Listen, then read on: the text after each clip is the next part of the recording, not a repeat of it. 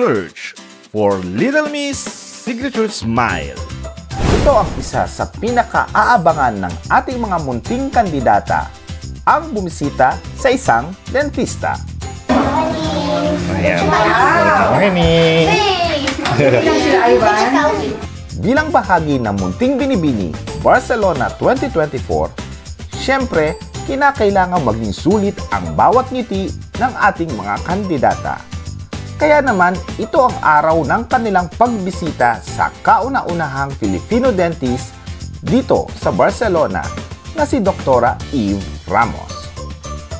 Kalimitan sa mga bata kapag pupunta sa dentista ay medyo kinakatakutan. Pero ngayon, mukhang excited na sila kahit mabunutan pa sila ng nabubulok na ngipin. Ang pagbisita sa klinika ni Dr. Eve ay upang makita kung gaano inaalagaan ng mga kandidata ang kanilang mga ngipin. Dito, inisa-isang tinignan ni Doktora ang bawat ngipin ng mga kandidata at tinanong niya ang mga ito kung papaano nila ito inaalagaan. Why is it important to take care of your teeth sa tingin mo?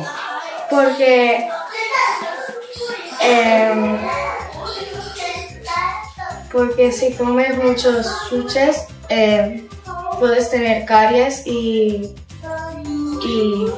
puedes estropear tus dientes. Dígame, ¿con qué frecuencia cepillaste los dientes? ¿Cuántas veces al Por la día? mañana,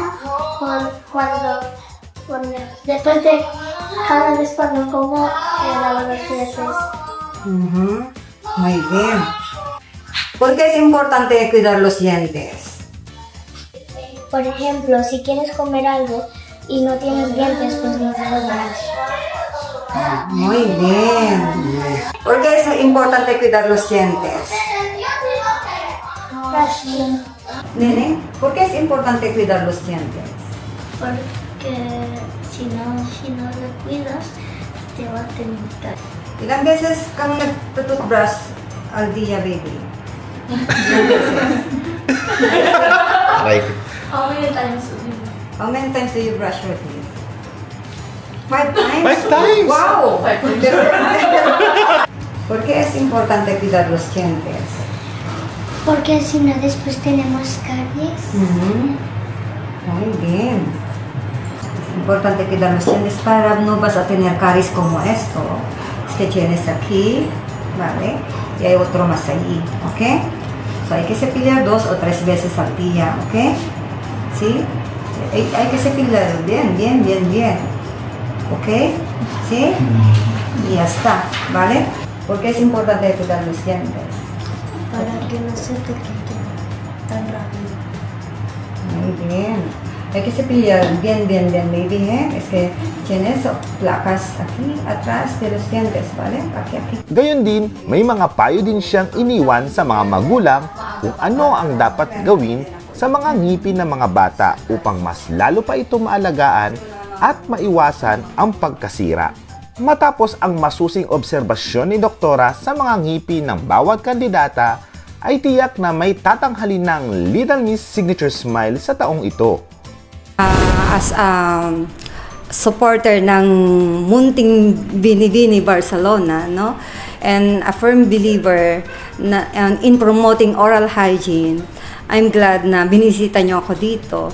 So far, ito kahit papaano, no, pinapasok natin ang mga magulang, nagkaroon ako ng chance na ipaliwanag sa kanila. So at least kahit papaano, maging aware ang mga magulang din nila doon sa mga nakita ko sa mga cases ng mga bata. Actually kasi wala naman akong, sa mga edad nila, wala pa naman masyadong serious case sa kanila. So at least man lang maintain oral hygiene, like at least magpa-oral prophylaxis sila. Yun lang ang kailangan nila. So that's it. I hope na yung mga magulang kahit papaano mabisita nila kami dito. Naghanda din si Doktora ng pagsasaluhan ng bawat isa at lubos ang pasasalamat ng mga magulang na kasama ng mga kandidata sa mainit na pagtanggap ng buong staff ng klinika ni Dr. Eve Ramos. Sino kaya sa mga 10 kandidata ang magiging Little Miss Signature Smile 2024? Ito ang ating aabangan sa darating na Coronation Night sa August 10, 2024 sa Aquarela Music Restaurant. Yay!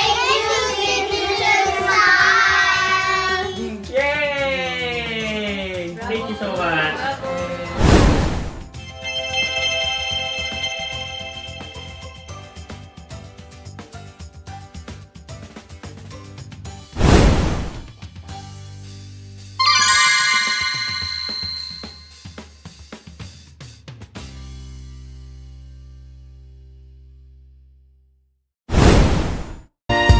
Ang Munting Binibini, Barcelona 2024.